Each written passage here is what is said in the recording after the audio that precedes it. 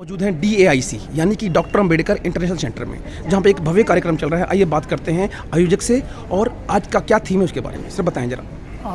मैं डॉक्टर राजेश सर्वज्ञ Vivekananda youth connect foundation का फाउंडर हूं। हम 10 साल से विवेकानंद यूथ कनेक्ट नाम से काम कर रहे हैं और गत 2 वर्षों से हम विवेकानंद सस्टेनेबिलिटी समिट ऑर्गेनाइज करते हैं दिल्ली में।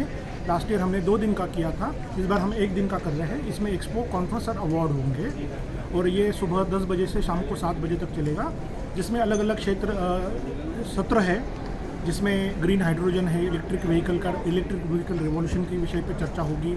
उसके बाद सस्टेनेबल एग्रीकल्चर के ऊपर चर्चा होगी, ESG के ऊपर चर्चा होगी।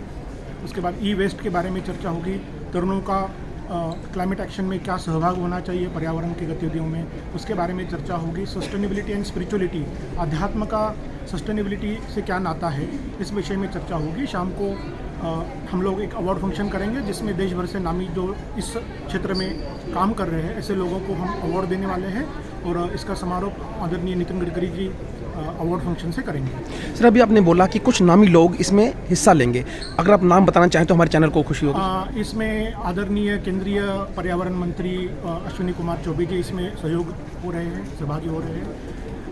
पूजनीय स्वामी चिदानंद सरस्वती जी परमार्थ निकेतन इसमें सहभागी हो रहे हैं। आचार्य डॉक्टर लोकेश मुनि जी इसमें सहभागी हो रहे हैं। इसके अलावा पर्यावरण में काम करने वाले देश भर के अलग अलग क्षेत्र के एक्सपर्ट्स इस विषय में सहभागी हो रहे हैं। शाम को आदरणीय नितिन गडकरी जी इसमें सहभागी होने वाले हैं। और जो सत्र है, सुबह में इनॉग्रेशन के बाद 2 सत्र है। एक ग्रीन हाइड्रोजन का सत्र है, जिसमें नेशनल ग्रीन हाइड्रोजन मिशन के जो प्रमुख है डॉक्टर VK सारस्वत जी, उनका भी संदेश प्राप्त हुआ है और इस विषय में देश भर में, दुनिया भर में काम करने वाले जो तज्ञ हैं इसको डिस्कस करेंगे। उसके बाद एक इलेक्ट्रिक व्हीकल रिवॉल्यूशन के ऊपर सत्र है, जिसमें देश के गणमान्य इलेक्ट्रिक व्हीकल बनाने वाली जो कंपनियां हैं, टाटा, अशोक लेलैंड, उनके प्रतिनिधि है।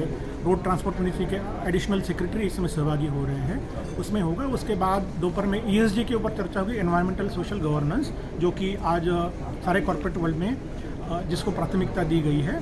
और उसके बाद ई-वेस्ट के बारे में चर्चा होगी, सस्टेनेबल एग्रीकल्चर के बारे में चर्चा होगी। इन सारे सत्रों में देश के गणमान्य व्यक्ति इसमें सहभागी होने वाले हैं और हमें आशा है कि श्री रविशंकर जी भी इसमें सहभागी होंगे शाम को। सर जैसे आपकी इवेंट्स चलती हैं, ये किस नंबर की इवेंट है अभी जो हो रही है विवेकानंद जी के ऊपर? ये विवेकानंद जी के ऊपर हमने दर्जनों कार्यक्रम किए हैं, सैकड़ों तो नहीं कहूँगा, दर्जनों किए हैं।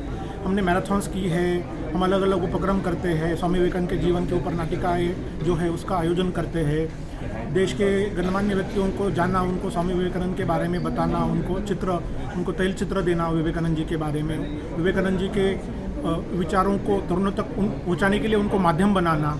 इस प्रकार से हमने अनेक कार्यक्रम किए हैं और पर्यावरण के विषय को हमने काफ़ी प्राथमिकता दी हुई है। और हम देखते हैं कि मुंबई में हमने अभी मुंबई सस्टेनेबिलिटी समिट की थी 12 जनवरी को।